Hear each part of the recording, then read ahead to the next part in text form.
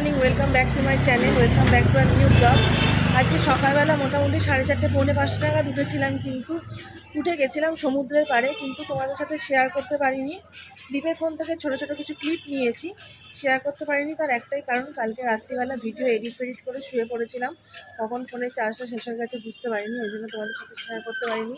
ঘুমতে উঠে যখন যাওয়ার জন্য প্রস্তুত হলাম, তখন দেখলাম অলরেডি ফোনের একদম চার্জ আউট হয়ে গেছে, ব্ল্যাঙ্ক হয়ে গেছে, সুইচ অফ হয়ে গেছে। ফোনটা চার্জে দিয়েছিলাম। তো এখন সবাই মিলে বেরিয়েছি হচ্ছে বাজার করতে। বাবারা এগিয়ে গেছে, আমি দীপ, দাদা আর মা সবাই মিলে যাচ্ছি। তো চলো বাজারে যাওয়া যাক। আজকে কী কী বাজার হবে, কী মেনুতে আছে সেটা এখনও পর্যন্ত জানি না, শুধু এইটুকুনি শুনলাম যে শুক্তো হবে। তো চলো আজকে বৃহস্পতিবার বাজারে যাওয়া যাক।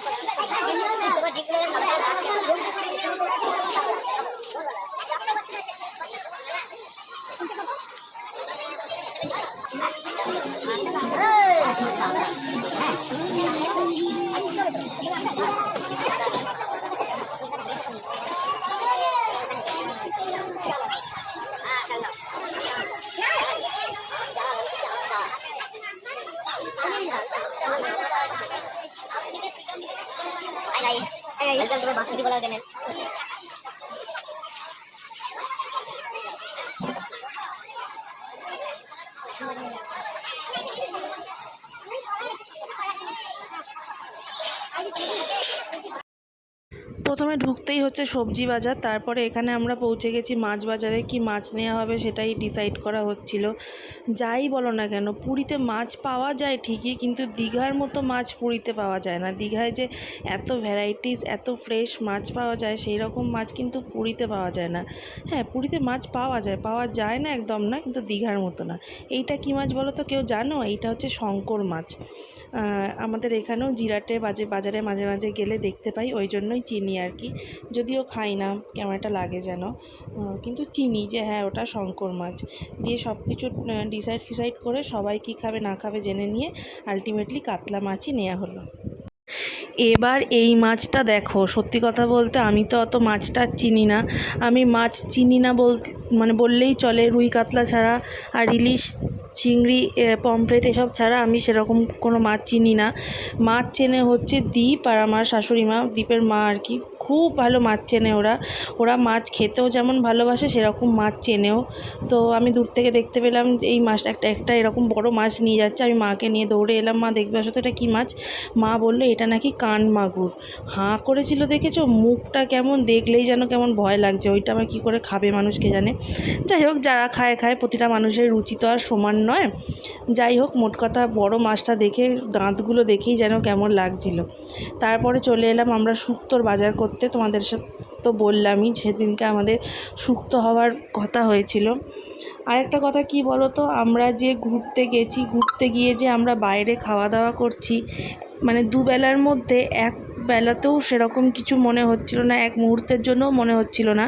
আমাদের যে দিদি রান্না করে দিচ্ছিল, দিদির রান্না এতই সুন্দর যে কি বলবো, যা চাইছিলাম তাই করে দিচ্ছিল। আমার মাথা ঘুম থেকে উঠে পড়েছে, পিহু এইমাত্র ঘুম থেকে উঠেছে, এখনও ব্রাশ হয়নি, খাওয়া হয়নি। ব্রাশ করে নিই, খেয়ে নিই, তারপরে আমরা ঘুরতে বেরোবো, ঠিক আছে? গুড মর্নিং বলে দাও সবাইকে, জোরে বলো, আরও জোরে বলো, আবার পরে দেখা হবে। টাটা করে দাও। তো এখন 3টের মতো বাজে, আমরা খাওয়া দাওয়া করে রেডি হয়ে নিয়েছি। আর হচ্ছে এই শাড়িটা পরেছি পুজো দিতে যাব বলে, মন্দিরে যাব, পুজো দিতে যাব, ওই জন্যই এই শাড়িটা এনেছিলাম, তাছাড়া নয়। তো চলো এখন যাওয়া যাক। এখন যাচ্ছি হচ্ছে, এখন আশা করছি একটু হলেও ফাঁকা থাকবে, আর ধ্বজা ওড়ানোটা দেখবো, ওই জন্যই এখন যাচ্ছি। তো চলো যাওয়া যাক। এখানে দাদা, এই দেখ ভিডিও করছি, কাঁদছিস তো? এই দেখ ভিডিও করছি। ঘুম থেকে উঠেছে তো, ওই জন্য এরকম ঘ্যান ঘ্যান করছে। ওরাও রেডি হয়ে গেছে, বাবারা নিচে চলে গেছে। তো চলো যাওয়া যাক। বল অফ করবে, বল অফ।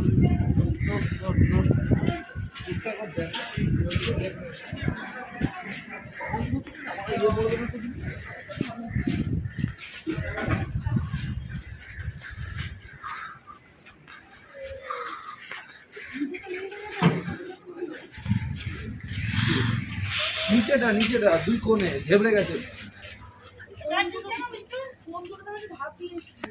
ভাবলামের মতো চোখ কথা বলছে, এরকম চোখে ভালো না, অসুবিধা নেই।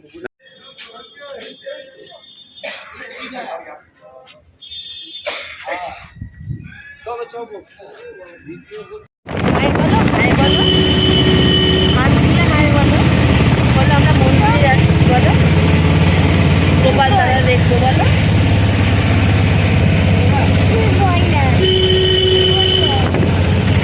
বলছিস, আমি বলবো, তুই বলবি না কেন?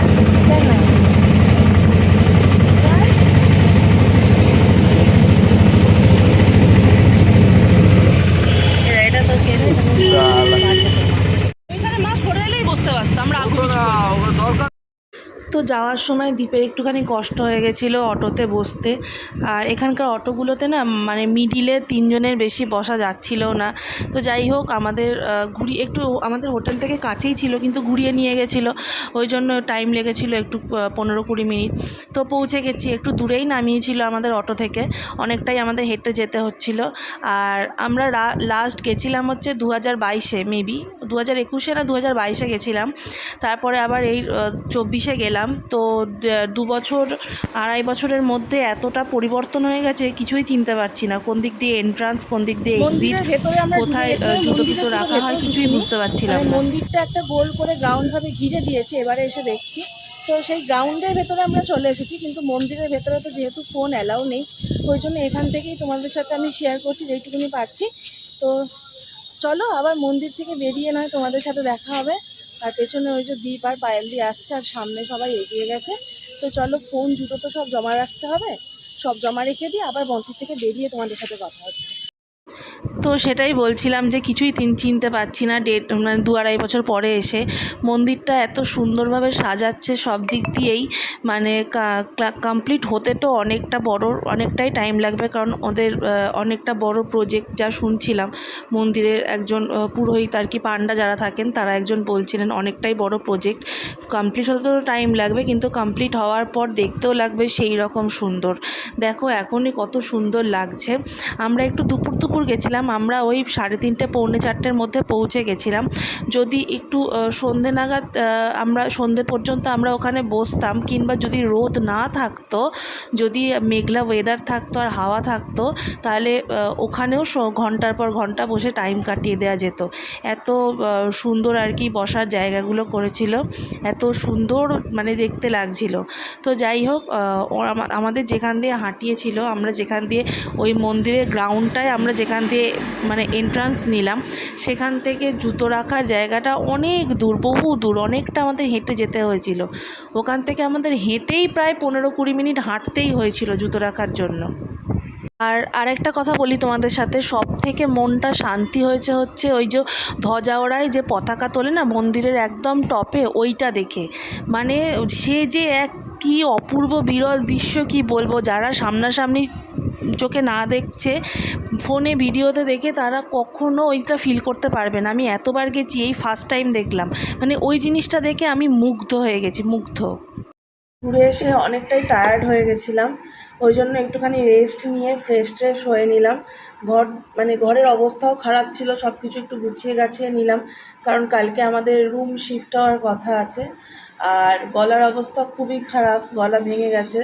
সকালে সমুদ্রে স্নান করতে গিয়ে এত হই হুল্লোড়া চেঁচামেচি হয়েছে যে গলা ভেঙে গেছে, বুঝতে পারছো আশা করছি।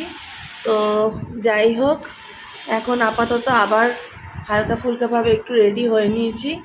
দীপ গেছে একটুখানি, প্রসেনজিৎদা ডেকেছে, দাদা আর পায়েল দিয়েও রেডি হয়ে গেছে। ফুচকাটা এতক্ষণ আমার কাছেই ছিল, ওকে একটুখানি রেডি করিয়ে নিই, তারপরে আমরা আবার যাব বিচের ধারে। তো বিচের ধারে গিয়ে কি করি না করি সবটাই তোমাদের সাথে শেয়ার করব, দেখতে থাকো। আর অবশ্যই জানিও যে ভিডিওগুলো কেমন লাগছে। জয় জগন্নাথ। চলো সমুদ্রের ধারে যাওয়া যাক। তো আমি, মা, দীপ, তারপরে কে দাদা পায়েলদি সবাই মিলে বেরিয়েছি। আমরা এখন আইসক্রিম খেতে যাচ্ছি। হ্যাঁ, দীপ হাঁটতে পারছে না, ওর পায়ে হঠাৎ করে কে জানে কেন ব্যথা শুরু হয়ে গেছে, ওই জন্য ওকে বললাম বসতে। আমরা হেঁটে হেঁটে যাচ্ছি আইসক্রিম খুঁজতে। এখানে আমি আমুলেরও দোকান দেখেছিলাম, কোয়ালিটি ওয়ার্ল্ডসেরও দেখেছিলাম, দুটো দেখেছিলাম। যেতে গিয়ে যেটা সামনে পড়বে সেটা থেকেই নেব। ও বেশি হাঁটতে পারছে না বলে ওকে বললাম তুমি ওখানে ওয়েট করো, আমরা ওই বিচেই যাবো, আমরা আইসক্রিমটা নিয়ে আবার যাচ্ছি। তো চলো যাওয়া যাবে। এই যে পায়েলদি, পেছনে আছে দাদা, আর তার পাশে পেছনে আছে মা। তো চলো যাওয়া যাক। আমি একটু আমার হেলথের জন্য মেডিসিন খাই, ওই জন্য আমি আইসক্রিমটা খাই না। দীর্ঘ 8 থেকে 9 মাস পর বলতে পারো আমি আইসক্রিম খাচ্ছি। আর অনেক দিন আমি ঠিকই করেছিলাম, পুরীতে গিয়ে আমি একদিন হলেও একটা হলেও আইসক্রিম খাবো, আমি দাদার কাছ থেকে পারমিশন নিয়েই গেছিলাম। তো যাই হোক, আমরা প্রথমে আমুলের স্টোর পেয়ে গেছিলাম, চাইছিলাম কোয়ালিটি ওয়ার্ল্ডসের আইসক্রিমটা খেতে। আমার কোয়ালিটি ওয়ার্ল্ডসের আইসক্রিম বেশি ভালো লাগে, কিন্তু ওটা আরও অনেকটা হাঁটতে হতো, আর পাচ্ছিলাম না, মন্দিরে অনেকটা হাঁটা হয়ে গেছিলো। ওই জন্য আগে আমুলের স্টোরটা পেলাম, ওখান থেকে আইসক্রিম কিনে নিলাম। আর দাদা কি একটা শেক কিনলো, ও শেকটা খাচ্ছিল, ও আইসক্রিম খায়নি। অনেক দিন পর আইসক্রিম বেশ এনজয় করেই খাচ্ছিলাম, কিন্তু দীপ ছিল না, দীপ থাকলে আর একটু ভালো লাগতো। ও আইসক্রিম খেতে ভালোবাসে, কিন্তু ওর পুরীতে গিয়ে তো মেন খাবার তোমরা দেখেইছো আগের ব্লগে, ভুট্টা সেদ্ধ, যেটাকে আমরা সুইট কর্ন বলি এখানে, সেটাই। আর এখানে পিউও ওর মায়ের কাছ থেকে নিয়ে নিয়ে একটু করে খাচ্ছিল। তো আইসক্রিম খেয়ে আমরা বিচের ধারে আর বসিনি, আমরা ডাইরেক্ট ঘরেই চলে গেছিলাম। ঘরে গিয়ে খাওয়া দাওয়া করে ঘুমিয়ে পড়েছিলাম, কারণ ভোরবেলা উঠেছিলাম বলে আর শরীর দিচ্ছিল না, দুপুরেও একটুখানি রেস্ট নিইনি।